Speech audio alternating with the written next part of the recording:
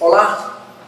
Hoje a nossa conversa franca será com a conferencista Teca Breda. Você sabe que o Movimento Verde e Amarelo abre sempre esse espaço para que nós possamos estar conversando com os conservadores, aqueles que defendem princípios e valores éticos, morais e cristãos. E hoje eu recebo com muito prazer a conferencista, agora internacional, Teca Breda, que está chegando da Europa, né? Sim. E aí, gostou do que viu, né? Então, minha experiência na Europa assim, foi muito boa para meus valores mesmo, viver, recordar, fortalecer aquilo que nós já falamos, já ensinamos, porque a Espanha, um dos países que eu estive, está infelizmente um país pós-cristianizado, né? E essa é uma das nossas preocupações com a nossa nação, né? Com o Brasil, para que não venha se tornar um dia o que a Espanha se tornou, uma nação pós-cristã. Mas pós-cristianizado, como? O apóstolo Paulo esteve lá. Sim, a Europa, ela é o berço do cristianismo, né? Então nós falamos aqui de lugares onde o próprio apóstolo Paulo pisou na Espanha, por exemplo. Então, de onde saiu o berço do cristianismo, do conservadorismo, hoje nós vimos na Europa uma nação pós-cristã, nada lembra o cristianismo. Muito pelo contrário, né? Quem já visitou a Europa sabe, especialmente a Espanha, os templos cristãos, onde cabiam 2.000, 3.000 pessoas, hoje estão muito vazios, quase não se vê igreja na Espanha. E onde estão os templos, eles estão muito escondidos. E uma coisa assim muito fácil de ver é que os símbolos do cristianismo eles foram trocados por símbolos do cristianismo. Por exemplo, você não vai ver a cruz. Você não vai ver a cruz em muitos templos, naquelas zonas ali mais de turismo, aonde tinha cruz, hoje tem serpente, hoje tem dragão. Isso aí todo mundo pode puxar, né? Quem tiver curiosidade, puxar em casa essas imagens e ver. Então, assim, eu já falava sobre essa preocupação de dar continuidade nesses valores do cristianismo e essa minha missão lá na Europa, né? Eu fui para uma missão, ela reforçou aquilo que eu já ensinava. Então você partiu da teoria no Brasil para a prática. Exatamente. E qual a sensação? A sensação é essa, é voltar para a minha nação e ser mais útil do que eu já era, né? Para quem não me conhece, já vai para uns 15 anos que eu ministro para a família e o que a gente está falando aqui agora não é simplesmente por um período eleitoral. Quem me conhece sabe que eu tenho mais ou menos 15 anos que eu sou defensora da família, eu prego em congressos, né? Viajo todo fim de semana, mas a minha missão mesmo é defender a família, os valores, a criança. Eu sou defensora ferrenha. Conheço Damares Alves, uma mulher que eu admiro muito, conheço ela de muitos anos, conheci o atual presidente Jair Messias Bolsonaro quando muita gente não conhecia ele fazendo essa defesa na minha busca de materiais. Então é isso, e hoje eu estou ainda muito mais posicionada por esses valores. Agora, por quê? Como se explica esse ataque tão ferrenho a esses valores, princípios morais, éticos e cristãos e também à família? Por quê? O que a gente precisa entender, pastor Joel, e assim, talvez esta seja hoje a raiz da dúvida que as pessoas têm quanto às eleições, é o termo esquerda e direita, né? Então, para a gente saber o que é esquerda e direita, nós vamos ter que recorrer à história. Então, muitas pessoas, de uma maneira assim, por falta do conhecimento, ela acha que uma pessoa ser de esquerda é aquela que é contrária ao atual presidente. Eu sou de esquerda porque eu não gosto do atual. Não, isso não é esquerdismo. Então, lá na Europa, isso fica muito claro, porque a nossa mente vai remeter à Idade Média, onde tudo começou, que é o renascentismo, né? Os alunos que estão em casa, professores, quem gosta de história sabe disso. O renascentismo foi esse momento em que eles, os iluministas, consideram que foi um período que saíram das trevas. Que trevas? A história secular não vai falar isso para nós, mas nós cristãos, a gente faz esse estudo com um cunho, um viés teológico. Então, o que é esquerda e direita? Num conceito teológico, é o que o renascentismo fez. Ele tira Deus das artes, ele tira a fé e coloca a razão e coloca o antropocentrismo.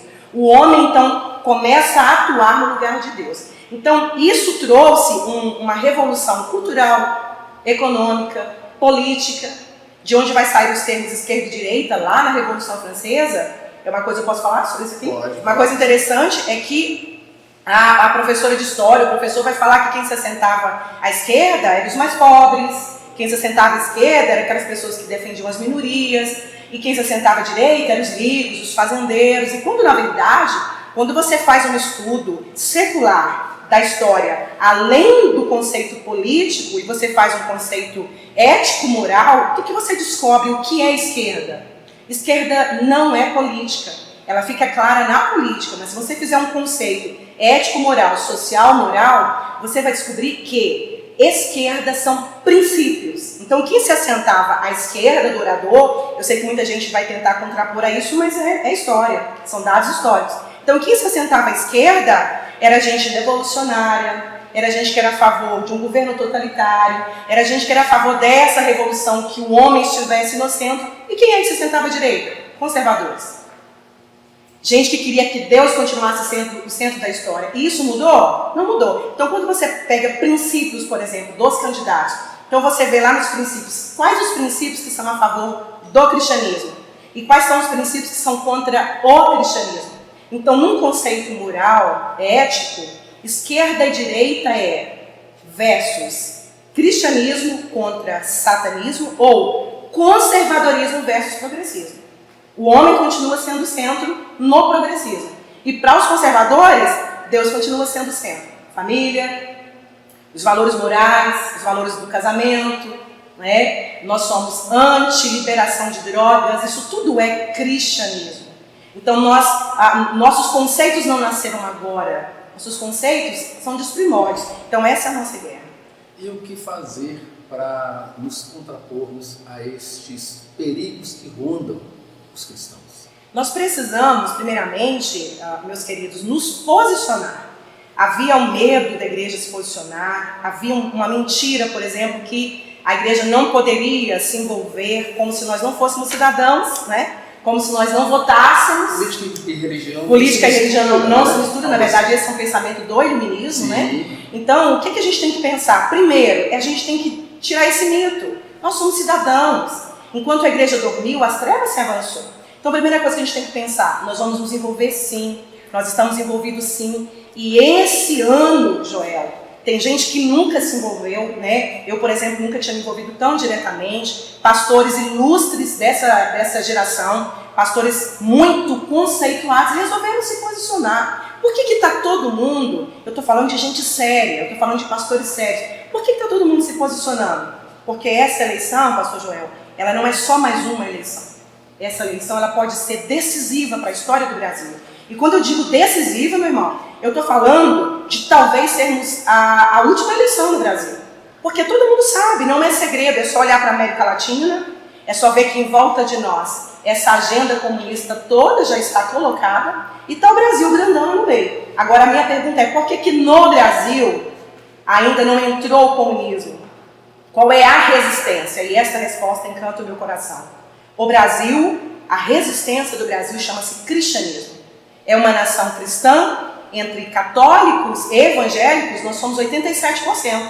Então, quem é que está segurando o comunismo no Brasil? São os cristãos. É por isso que a gente vai avançar mais, por isso que a gente vai continuar posicionado. E o outro lado fica com raiva, estão irados porque a igreja está se posicionando. É por isso que Karl Marx dizia que a religião o ópio do povo. Porque o que acontece? Essa revolta tão grande, sim, em relação à religião? É porque logo após a Revolução Francesa foram surgindo esses filósofos, Karl Marx, depois Antônio Gramsci, e aqui no Brasil Paulo Freire. Então a ideia era de colocar um comunismo sorrateiramente, através da cultura, da educação. Você que é pai, você que é mãe que está nos assistindo em casa, talvez na hora que você fique indagando, meu Deus, por que essa menina foi para a escola e com 6 meses ela voltou tão diferente para casa? Então o sistema educacional foi tomado, né? O sistema cultural foi tomado, as artes foram tomadas e os nossos adolescentes ficaram sendo doutrinados e a gente não estava percebendo isso. E agora, o que fazer? Ter cuidado e atenção ao votar? Sim. E mais o que? No dia 30 agora, nós precisamos entender que não votar é pecado de omissão. Eu estou falando, talvez para um público aqui próximo a nós, Ipatinga, por exemplo, nós tivemos 25% de abstenção.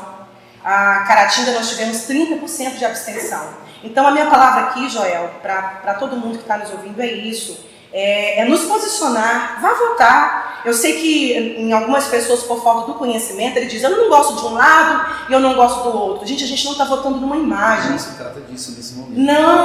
Não, a gente não vai usar o coração. Adolescentes, jovens, preste atenção nisso. Você não vai votar com o seu coração. Eu odeio o presidente Bolsonaro, por exemplo. Por quê? Porque venderam uma imagem dele de genocida, venderam uma imagem maligna. E, por outro lado, venderam uma imagem boa daquele que foi corrupto, que roubou bilhões da nossa nação. Então, colocaram ele com uma imagem boa. Então, os pais estão tendo conflito com seus filhos, porque o filho chega em casa e fala, eu odeio fulano de tal. Então, eu chamo a atenção de vocês. Esse não é o momento. Ele já até pediu perdão, né, pelas palavras dele, porque ele é sanguíneo, eu também sou sanguínea, a gente já estava falando muita coisa.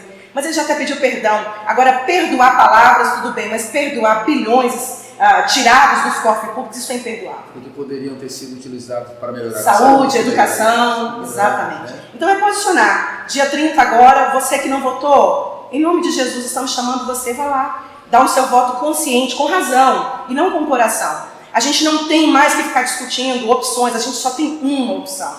A opção do bem, do cristianismo, da direita, é a única opção, agora não tem mais como escolher. Obrigado pelo bate-papo. Amém.